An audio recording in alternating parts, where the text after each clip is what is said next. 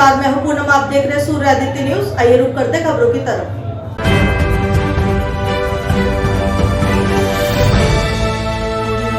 गाजियाबाद के मोदीनगर में I IPS BP Ashok अंतर्राष्ट्रीय प्रजातंत्र दिवस के अवसर पर प्रसिद्ध विचारक आईपीएस बीपी अशोक ने सूर्य आदित्य न्यूज चैनल के संरक्षक हकेंद्र गौतम से राष्ट्रीय हित में अपने विचार साझा किए। आइए सुनते हैं उन्हीं की जुबानी।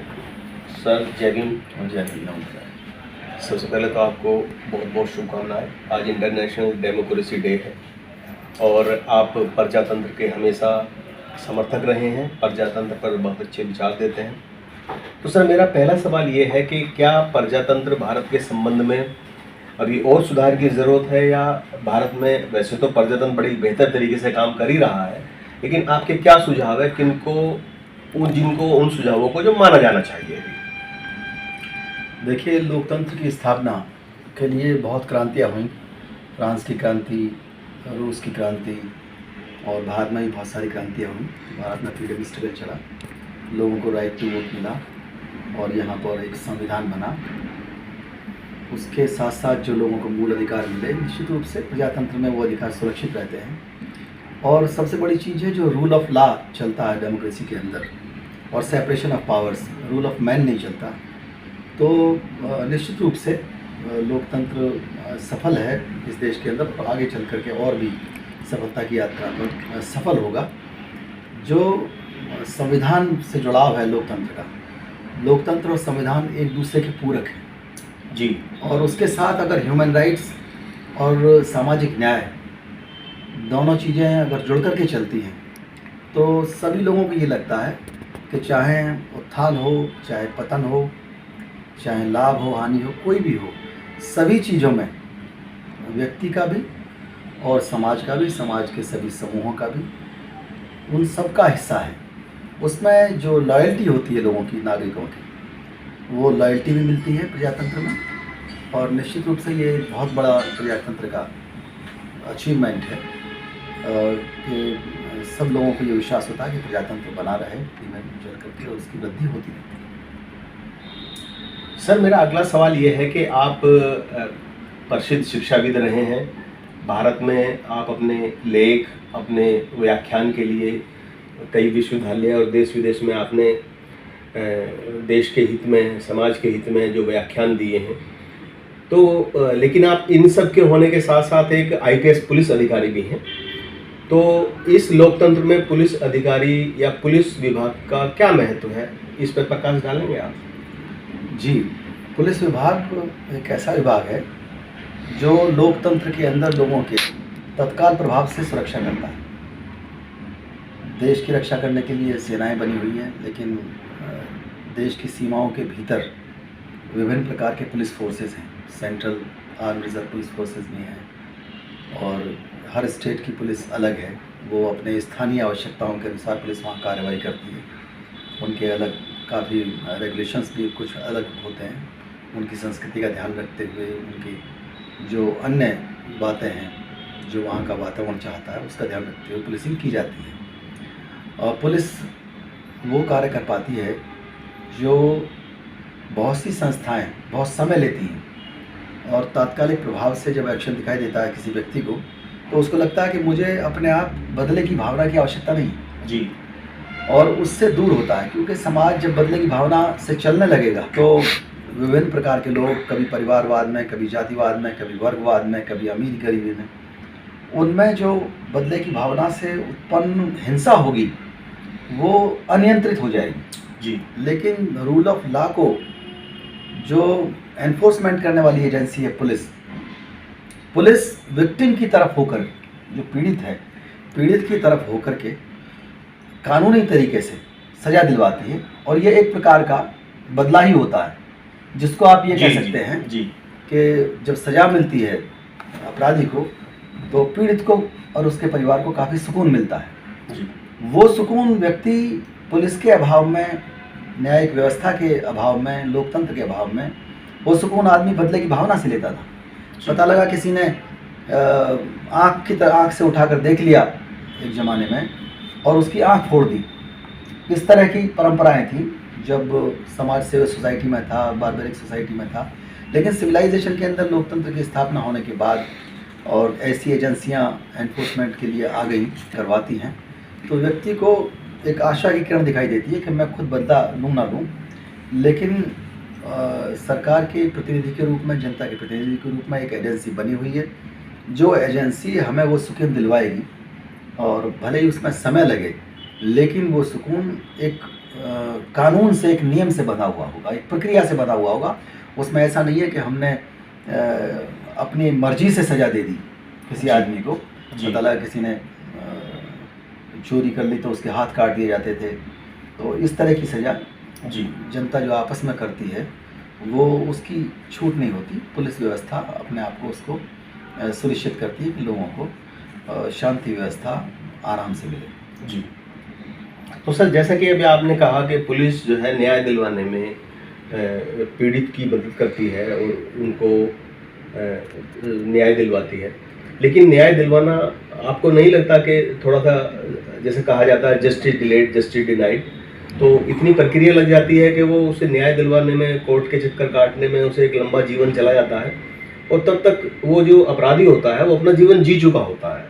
तो इस बारे में आप क्या कहना चाहेंगे? ये चीज़ें देखिए, पूरी दुनिया के जब हम सिस्टम्स की तुलना करते हैं, जो न्यायिक व्यवस्था है, जो आपराधिक न्याय प्रणाली है, क्रिमिनल जस्टिस सिस्टम, उसमें एक अनुपात होता है जनसंख्या का और जो अपराध हैं उनका, और न्यायिक व्यवस्था में कितने लोग पुलिस में हैं, कितने लोग जुडिशरी में हैं, जी, कितने लोग पैरवी करने वाले हैं।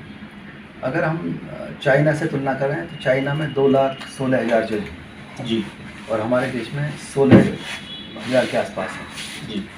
तो निश्चित रूप से ये सोचने की आवश्यकता है हमारे समाज को भी कि जो बर्डन है वर्क का, जी, वो पुलिस पर या किसी जज पर या किसी भी एजेंसी पर इतना ना हो कि उसमें न्यायिक प्रक्रिया में देरी हो जाए, उससे पूरे समाज को दिक्कत होती है। तो निश्चित रूप से अगर अपराध के हिसाब से पुलिस होगी, अपराधों की संख्या के हिसाब से जुडिशरी में लोग होंगे, तो एक बहुत बड़ा लाभ मिलेगा लोकतांत्रिक व्यवस्था को और जनता को भी, और ये जो डिलेड जस्टिस है वो भी खत्म होगा आसानी से और त्वरित कार्रवाई। हाँ, कई चीफ जस्टिस महोदय ने इस बारे में विचार भी रखे हैं, तो मैं उन्हीं को उद्धृत करते हुए कह भी रहा हूँ कि ये विचार सामने आया है कि संख्या कम है जितने जी मुकदमे होते हैं, और पुलिस पर भी ऐसा बर्डन लगता है कई बार, तो नई भर्तियाँ होती हैं, धीमे धीमे करके चीज़ें सही हो रही हैं। जी। सर, भारत की शिक्षा व्यवस्था के बारे में आप क्या कहना चाहेंगे? इसको जैसे हम देख रहे हैं आज सरकारी स्कूल लगभग धीरे धीरे कम हो रहे हैं और प्राइवेट एजुकेशन इंस्टीट्यूशंस बढ़ रही हैं और शिक्षा जो है बहुत महंगी हो रही है, तो इस संबंध में मतलब कैसे हो कि समान शिक्षा भी मिले, बेहतर शिक्षा मिले और एक गरीब के अपने बच्चे को भी पढ़ा सके, वो ऐसा मतलब भारत में कैसे संभव है? और ये देखा कि बहुत से स्कूलों के अंदर जो प्रेजेंस थी वो आधी थी टीचर्स की। और जो भी स्कूल हैं वहाँ अगर एक समर्पित भाव से टीचर काम करेगा, समर्पित भाव से बच्चे काम करेंगे, समर्पित भाव से पेरेंट्स काम करेंगे शिक्षा के लिए, तो निश्चित रूप से शिक्षा व्यवस्था अच्छी होगी। दिक्कत कहीं ना कहीं इस बात की है कि समर्पण की भावना कम है, वो चाहे कोई भी विभाग हो, शिक्षा विभाग हो, चाहे सभी के पास बर्डन की बात रहती है। लेकिन ये आंकड़े अंतर्राष्ट्रीय एजेंसीज़ के हैं कि जो संख्या है स्कूल के अंदर, वो उपस्थिति है, वो ठीक होनी चाहिए। जी। तो सर, अगला सवाल मेरा ये है कि क्या हमें भारत को ऐसा कदम उठाना चाहिए कि सभी को फ्री और समान शिक्षा मिल सके? देखिए, कई बहुत वरिष्ठ नेता भी हैं, वरिष्ठ विद्वान हैं, उन लोगों के भी जो विचार हैं लोकतंत्र के बारे में, जो पहले लोकतंत्र की परिभाषा थी उसमें काफ़ी बदलाव हो रहा है। पहले लोकतंत्र की परिभाषा ये थी कि लोगों के द्वारा, लोगों के लिए और लोगों की सरकार। तो निश्चित रूप से उसको अपडेट किया जा रहा है दुनिया में, और ये प्रयास किया जा रहा है कि लोगों को मुफ्त शिक्षा मिले, मुफ्त चिकित्सा मिले और मुफ्त न्याय मिले। तो वो कदम काफ़ी धीरे धीरे चलाया जाएगा, लेकिन निश्चित रूप से एक आदर्श के रूप में हमारे सामने ये है कि वाकई लोकतंत्र को पूरी तरह से सफल बनाने के लिए लोगों को शिक्षा मिलनी चाहिए, लोगों को न्याय मिलना चाहिए, लोगों को चिकित्सा मिलनी चाहिए। और अगर ये चीज़ें नहीं उपलब्ध करा पाते हैं तो निश्चित रूप से जो आम आदमी है उसको लगता है कि जब वो कष्ट में होता है तो उसको इलाज के लिए पैसा खर्च करना पड़ता है जी, उसको वकील के लिए पैसा खर्च करना पड़ता है और उसको शिक्षा के लिए पैसा खर्च करना पड़ता है। जी, और निश्चित रूप से उसको फिर कष्ट होता है कि हाँ, डेमोक्रेसी के लिए हम लड़े हैं, डेमोक्रेसी के लिए हमने आहुति दी, हमारे पूर्वजों ने आहुति दी, योगदान दिया, लेकिन आज हमें ये शिक्षा, चिकित्सा, न्याय नहीं मिल पा रहा है। तो पूरे समाज की जिम्मेदारी है कि इस ओर सोचें। जी। तो सर, मेरा एक और सवाल आपसे है कि जैसे वर्तमान में हम देख रहे हैं भारत जनसंख्या के 150 करोड़ की जनसंख्या को अचीव कर चुका है। तो भारत में उस जनसंख्या के चलते रोजगार की संभावनाएं भी कम हुई हैं और हमारे लिए रहने के लिए इस तरह से धीरे धीरे जगह की भी कमी रहेगी।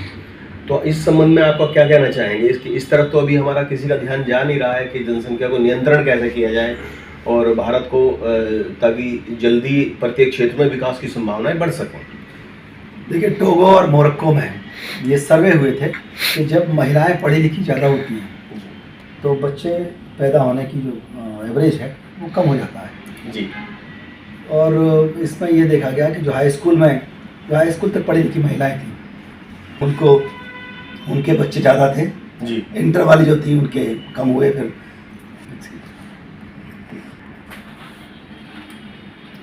देखिए, टोगो और मोरक्को में एक सर्वे हुआ था और उस सर्वे में ये बात सामने निकल कर के आई कि जो महिलाएं ज़्यादा पढ़ी लिखी थी जी। उनके बच्चे पैदा होने का एवरेज वो कम था। जी। जो MA BA थी उनको एवरेज 2 के आसपास या 2 से कम था और जो अनपढ़ महिलाएं थीं उनका एवरेज 6 बच्चों से भी ज़्यादा था। और निश्चित रूप से जब एकेडमिकली साउंड हो जाता है आदमी और दिमाग से बहुत तेज हो जाता है तो वो फिज़िकल फिटनेस पर भी उसका फ़र्क पड़ता है।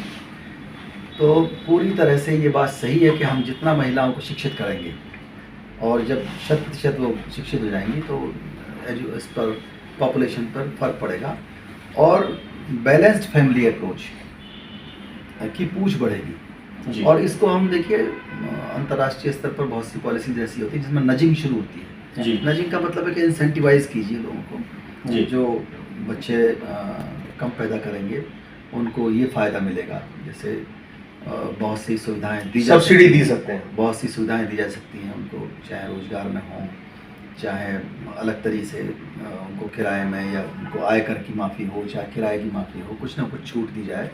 तो ये नजिंग काफ़ी कारगर साबित हो सकती है। लोगों को लगने लगे कि हाँ, उनके लोकतांत्रिक अधिकारों पर तो चोट नहीं है लेकिन उनको लाभ मिलेगा। और ये रिवार्ड एंड जो इंसेंटिव्स हैं काफ़ी कारगर साबित हुए हैं पूरी दुनिया के अंदर।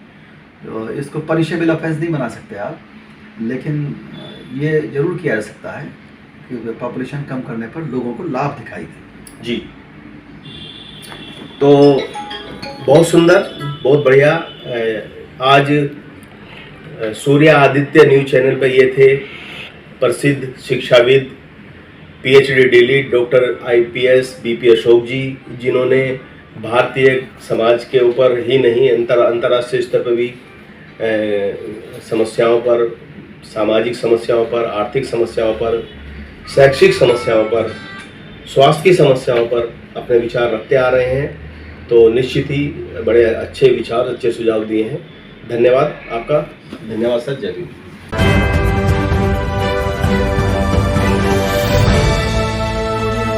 आज के लिए खबरों में बस इतना ही। कल फिर होगी आपसे मुलाकात।